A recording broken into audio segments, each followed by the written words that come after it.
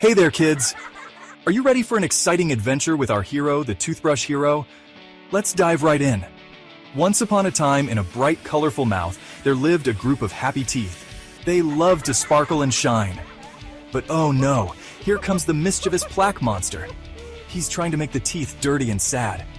But wait, who's this zooming in with a big, cheerful smile? It's the Toothbrush Hero. Our hero explains, "Kids, we need to brush our teeth twice a day every morning and night." The Toothbrush Hero gets to work using toothpaste with fluoride to make the teeth strong. Remember, he says, we need to brush for 2 minutes using circular motions. With a swoosh and a swipe, the Toothbrush Hero starts brushing away the plaque monster.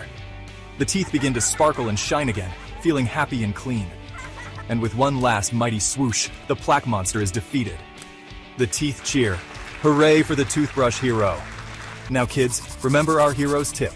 Brush away, smile all day. Let's keep our teeth happy and healthy by brushing twice daily.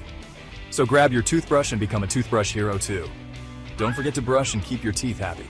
See you next time, little heroes. Keep those smiles sparkling.